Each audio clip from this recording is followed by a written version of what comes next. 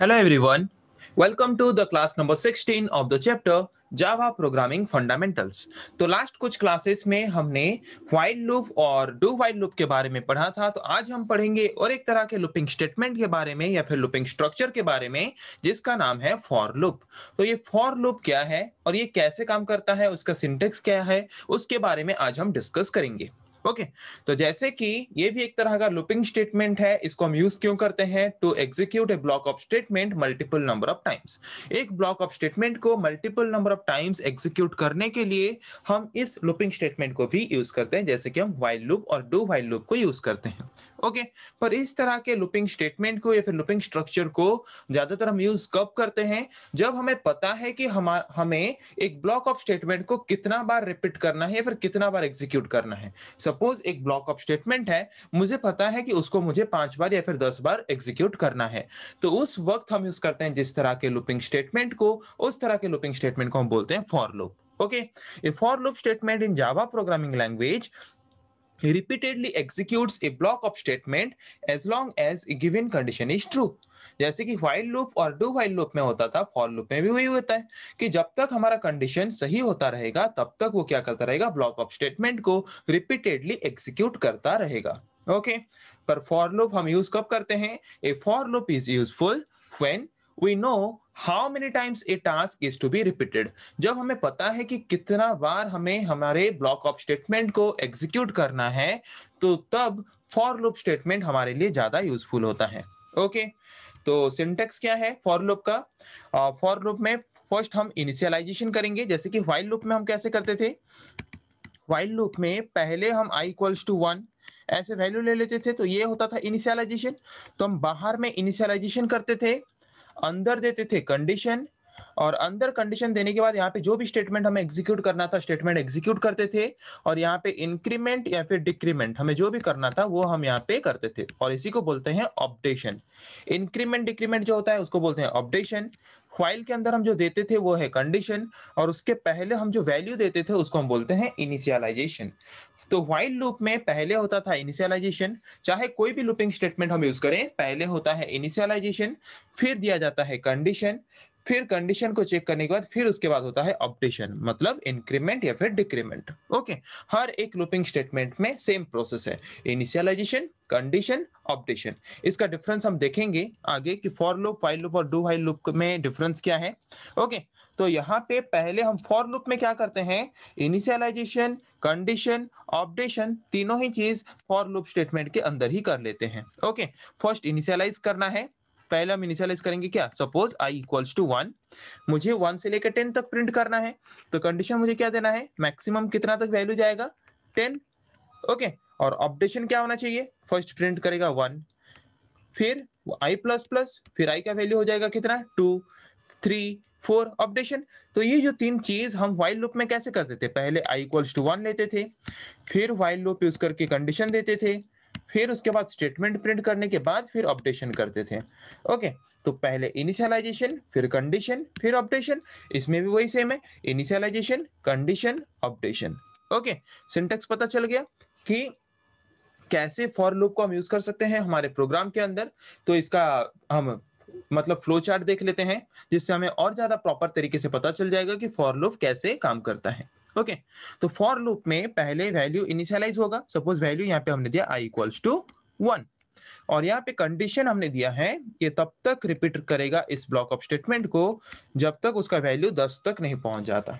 Okay तो 1 less than equals to 10 true. तो अगर कंडीशन ट्रू होता है तो उसके अंदर जो ब्लॉक ऑफ स्टेटमेंट है वो उसको एग्जीक्यूट करेगा, और एग्जीक्यूट करने के बाद फिर से कंडीशन के पास चला जाएगा, और जब फिर से कंडीशन के पास जाएगा तो कंडीशन से पहले उसके अंदर हमने क्या दिया है? अपडेशन। तो अपडेशन में वो क्या करेगा? i का value i plus plus. Okay तो पहले ये दो पहले इनिशियलाइज होगा, इनिशियलाइज होने के बाद कंडीशन चेक करेगा, कंडीशन अगर सही है तो उसके अंदर जो ब्लॉक ऑफ स्टेटमेंट है उसको एग्जीक्यूट करेगा, एग्जीक्यूट करने के बाद फिर अपडेशन करेगा, मतलब इंक्रीमेंट या फिर डिक्रीमेंट हम जो भी करना चाहते हैं। इंक्रीमेंट हुआ i प्लस प्लस, उसके बाद फिर कंडीशन के पास जाएगा, i का वैल्यू अभी कितना है? 2, 2 less than equals to 10 true. तो फिर आएगा और फिर वही ब्लॉक ऑफ स्टेटमेंट को एग्जीक्यूट करेगा, और फिर उसके बाद क्या होगा? ऑपरेशन। जब तक हमारा वैल्यू इंक्रीमेंट हो होके जब तक कंडीशन हमारा सही हो रहा है तब तक वो क्या करेगा, ब्लॉक ऑफ स्टेटमेंट को एग्जीक्यूट करेगा। और जब फिर कंडीशन फॉल्स हो जाएगा, जैसे कि अभी सपोज आई का वैल्यू है 10, तो आई प्लस प्लस करेगा, कितना आएगा 11, 11 लेस देन इक्वल्स टू 10। तो ये कंडीशन सही है या गलत है? गलत है। तो कंडीशन जब फॉल्स हो जाएगा तब क्या होगा, वो लूप से बाहर आ जाएगा और लूपिंग से बाहर जो स्टेटमेंट है उसको एग्जीक्यूट करना शुरू करेगा। ओके, जैसे कि यहाँ पे आप देख सकते हो ये है क्या, जैसे कि यहाँ पे फॉर लूप है, तो फॉर लूप अगर कंडीशन यहाँ पे सही होता है तब तक ये ब्लॉक ऑफ स्टेटमेंट को एग्जीक्यूट करेगा, और कंडीशन जब फॉल्स हो जाएगा तो जो फॉर लूप का हमारा क्लोजिंग ब्रेसेस है, ओके, तो क्लोजिंग ब्रेसेस के बाद अगर कुछ स्टेटमेंट है उस स्टेटमेंट को एग्जीक्यूट करना वो क्या करेगा, शुरू करेगा। समझ आ गया? तो कंडीशन जब तक सही है तब तक ये ब्लॉक ऑफ स्टेटमेंट को एग्जीक्यूट करेगा। जब कंडीशन फॉल्स हो गया और यहाँ पे एग्जीक्यूट ना करके सीधा यहाँ से जंप करके कहाँ आ जाएगा, नीचे आ जाएगा, और यहाँ पे जो स्टेटमेंट्स हैं उनको एग्जीक्यूट करना शुरू करेगा। समझ आ गया? तो अभी हम डिफरेंस देखते हैं while loop, do while loop, for loop के बारे में। तो ये तीनों एक एक तरह के लूपिंग स्ट्रक्चर्स हैं, लूपिंग स्टेटमेंट्स हैं, जिसको यूज करके हम क्या कर सकते हैं, एक ब्लॉक ऑफ स्टेटमेंट को multiple number of times execute कर सकते हैं हमारे जावा प्रोग्राम के अंदर। ओके, पर इनका प्रोसेस क्या होता है, हर चीज में हमें फर्स्ट करना पड़ता है इनिशियलाइजेशन, ओके, फिर उसके बाद देना पड़ता है कंडीशन, कंडीशन चेक करेगा, कंडीशन चेक करने के बाद फिर होता है क्या, अपडेशन। ओके, ये तीन चीज हमेशा हर चीज में होता है। पर व्हाइल लूप में कैसा होता है, पहले होगा इनिशियलाइजेशन, इनिशियलाइज होने के बाद जैसे कि हमने वहां पे दिया int I equals to 1, initialise हो गया आई का वैल्यू 1 बोल के, फिर हम देते हैं कंडीशन कि ये कब तक प्रिंट हो, जब तक आई का वैल्यू 10 तक नहीं पहुंच जाता, और फिर यहाँ पे स्टेटमेंट जो है स्टेटमेंट को एग्जीक्यूट करेगा, और फिर यहाँ पे होगा अपडेशन आई प्लस प्लस। ओके, वही सेम चीज को अगर हम डू व्हाइल में लिखते हैं तो कैसे होता है, इंट आई इक्वल्स टू 1, उसके बाद वो पहले क्या होता है यहाँ पे डू व्हाइल में, पहले इनिशियलाइजेशन, फिर अपडेशन, फिर जाके कंडीशन। ओके, तो वहां पे जो कंडीशन है, कंडीशन फिर नीचे आएगा आई लेस देन इक्वल्स टू 10। वही सेम प्रोसेस में काम करेगा, बस लिखने का तरीका तीनों तरह के लूपिंग स्टेटमेंट में अलग है। फॉर लूप में एक ही लाइन में सब होता है, int I equals to 1 semicolon, फिर कंडीशन दोगे i less than equals to 10 semicolon i plus plus. वही सेम चीज हम लिख रहे हैं, सेम प्रोसेस के लिए सेम काम लिख रहे हैं, बस तरीका अलग है तीनों तरह के लूपिंग स्टेटमेंट का। ओके, तो आई थिंक आप लोगों को डिफरेंस समझ आ गया while loop, do while loop और फॉर लूप में। तो चलिए एक एग्जांपल करते हैं, जो एग्जांपल हमने ऑलरेडी व्हाइल लूप और डू व्हाइल लूप में किया था, कि हमें एक सिंपल जावा प्रोग्राम लिखना है जहां पे वो प्रिंट कर सके 1 से लेके 10 तक। ओके, तो चलिए इसके लिए पहले ओपन करते हैं नेटबिंस आईडीई और उसमें इस प्रोग्राम को करके देखते हैं।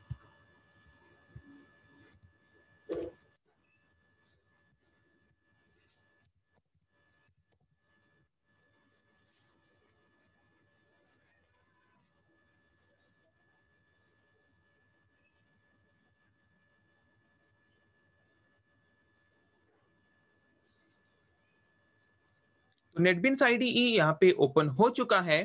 ओके, तो नेटबिंस आईडीई ओपन हो चुका है, तो यहाँ पे एक फाइल ले लेते हैं।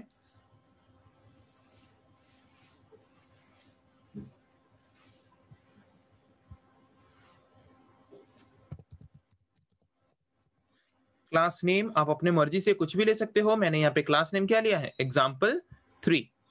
ओके,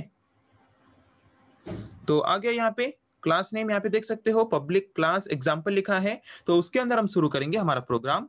तो फर्स्ट हम लेंगे main class public static void main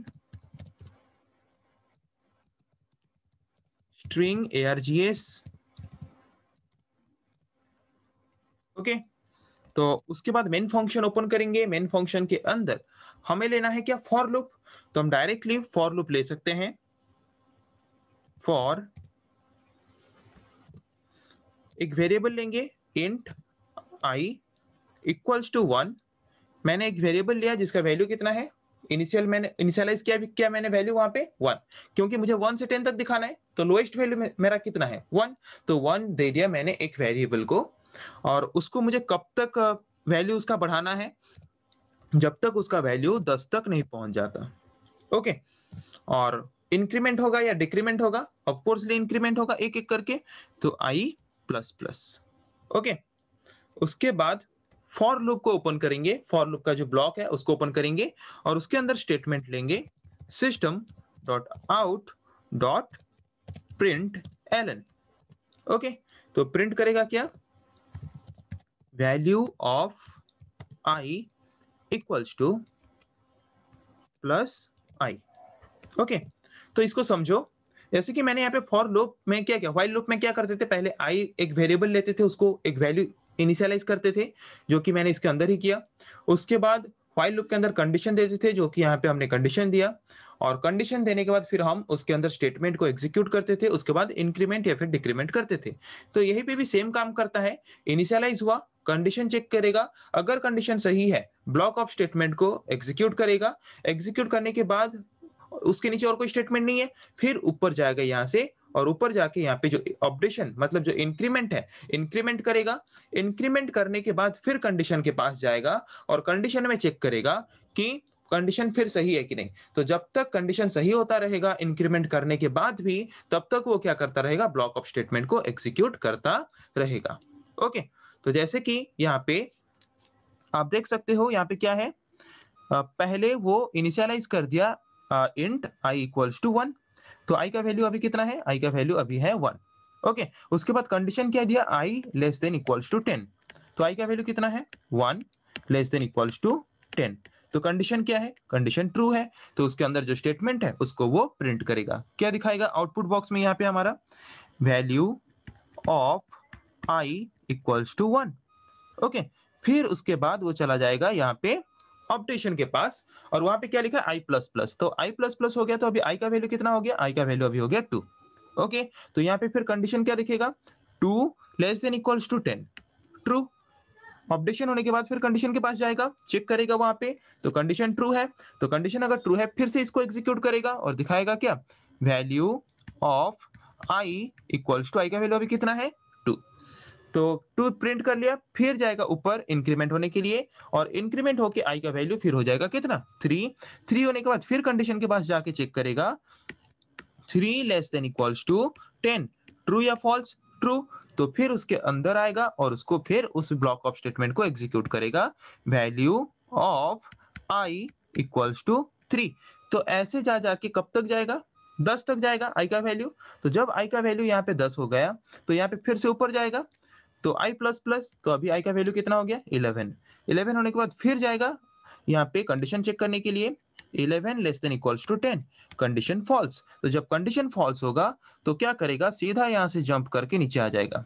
okay, मतलब ब्लॉक से बाहर आ जाएगा, और जब ब्लॉक से बाहर आएगा उसके बाद अगर कुछ स्टेटमेंट होता उसको वो एग्जीक्यूट करता, पर इसके बाहर तो कुछ स्टेटमेंट है नहीं, तो और कुछ एग्जीक्यूट नहीं करेगा, वहां पे हमारा प्रोग्राम क्या होगा, वहां पे हमारा प्रोग्राम खत्म हो जाएगा। ओके, तो समझ आ गया किस प्रोसेस में काम करता है फॉर लूप। तो अभी इसको एग्जीक्यूट करके देखते हैं, रन में जाते हैं, उसके बाद रन फाइल में जाके इसको रन करके देखते हैं। ओके, रन हो गया है, जैसे कि आपको यहाँ पे नीचे में दिखा रहा है, यहाँ पे आप देख सकते हो, यहाँ पे ओके, यहाँ पे ऊपर है, जस्ट वेट।